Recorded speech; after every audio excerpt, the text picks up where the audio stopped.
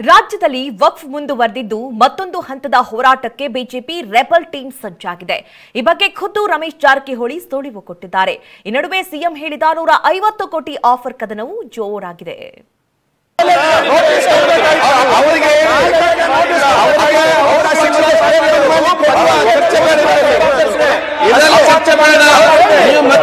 ವಕ್ಫ್ ವಿವಾದ ರಾಜ್ಯದಲ್ಲಿ ಸಾಕಷ್ಟು ಗದ್ದಲ ಎಬ್ಬಿಸಿತ್ತು. ಬಿಜೆಪಿಯಂತೂ ಬಣಗಳಾಗಿ ಒಡೆದ್ರೂ ವಕ್ಫ್ ವಿರುದ್ಧ 4 ದಿಕ್ಕುಗಳಿಂದಲೂ ಸಮರ ಸಾರಿದ್ವು. ಆದರೆ ಈ ಕದನ ಇನ್ನೂ ನಿಂತಿಲ್ಲ. ಬೆಳಗಾವಿಯ ಚಳಿಗಾಲದ ಅಧಿವೇಶನದಲ್ಲಿ ಚರ್ಚೆಗೆ ಬಂದಿದ್ದು ಉಂಟು. ವಿಪಕ್ಷ ನಾಯಕ ಅಶೋಕ್, ವಿಜಯೇಂದ್ರ ಹಾಗೂ ಯತ್ನಾಳ್ ವಕ್ಫ್ ವಿಚಾರವಾಗಿ ಚರ್ಚೆಗೆ ಪಟ್ಟು ಹಿಡಿದಿದ್ರು. ಯತ್ನಾಳ್ ಪ್ರಶ್ನೆಗೆ ಜಮೀರ್ ಉತ್ತರ ಕೊಟ್ಟಿದ್ದಾರೆ. ಸುವರ್ಣಸೌಧದ ತಮ್ಮ ಕಚೇರಿಗೆ ಯತ್ನಾಳ್ ಕರೆಸಿಕೊಂಡು ಜಮೀರ್ ಅಹಮದ್ ಖಾನ್ ಇಂಚಿಂಚಾಗಿ ಉತ್ತರ ಕೊಟ್ಟಿದ್ದಾರೆ.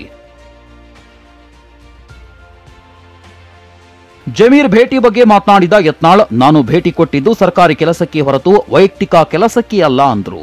ಇವತ್ತು ಜಮೀರ್ ಅಹಮದ್ ಖಾನ್ ಕರೆಸಿದ್ರು, ಅವರ ಎಲ್ಲ ಅಧಿಕಾರಿಗಳು ಬಂದಿದ್ರು. ನಾವು ಹೋಗಿದ್ದೆ ಅವ್ರ ಕಚೇರಿಗೆ, ಸರ್ಕಾರಿ ಕಚೇರಿಗೆ ಹೋಗಿದ್ದೆ. ನಾನು ಮನೆಗೆ ಹೋಗಿಲ್ಲ, ಹೋಗಲ್ಲೇನು ಬಿರಿಯಾನಿ ತಿಂದಿಲ್ಲ.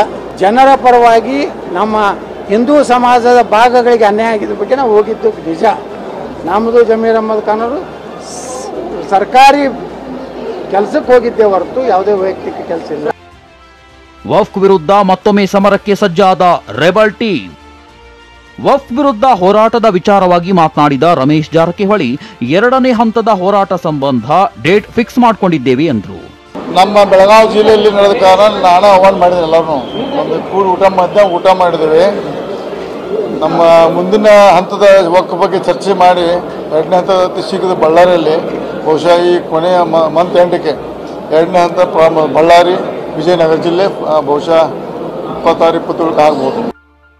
ಇಷ್ಟೆಲ್ಲ ಮಾತಿನ ಕಾಳಗದ ನಡುವೆ ವಕ್ಫ್ಗೆ ಸೇರಿದಂತೆ ಜಮೀನು ಒತ್ತುವರಿ ತೆರವು ಕೋರಿದ್ದ ಪಿಐಎಲ್ ಅನ್ನ ಹೈಕೋರ್ಟ್ ವಜಾ ಮಾಡಿದೆ. ಸೈಯದ್ ಎಜಾಜ್ ಅಹಮದ್ ಅನ್ನೋರು ವಕ್ಫ್ ಭೂಮಿ ಒತ್ತುವರಿ ತೆರವು ಬಗ್ಗೆ ನ್ಯಾಯಾಂಗ ತನಿಖೆ ಕೋರಿದ್ರು. ರೈತರಿಗೆ ನೀಡಿದ್ದ ನೋಟಿಸ್ ಹಿಂಪಡೆದ ಸರ್ಕಾರದ ಕ್ರಮವನ್ನು ಪ್ರಶ್ನಿಸಿದ್ರು. ಆದರೆ ಹೈಕೋರ್ಟ್ ಸಾರ್ವಜನಿಕ ಹಿತಾಸಕ್ತಿ ಅರ್ಜಿ ಊರ್ಜಿತವಲ್ಲವೆಂದು ಆದೇಶ ನೀಡಿದೆ. ಇದು ವಕ್ಫ್ ಕದನ ಆದ್ರೆ ಮತ್ತೊಂದು ಕಡೆ 150 ಕೋಟಿ ಆಫರ್ ಯುದ್ಧವೂ ಜೋರಾಗಿದೆ.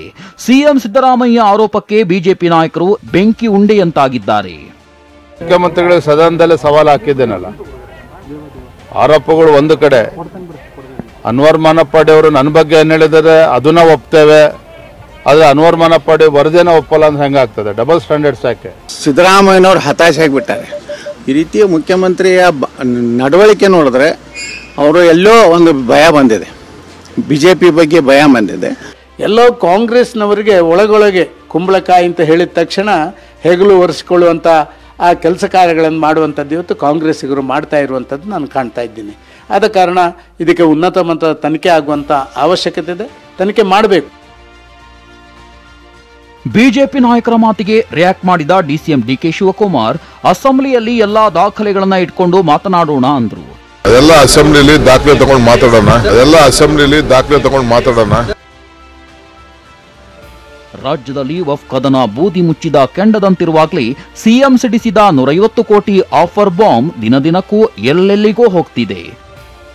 Bureau report, TV9.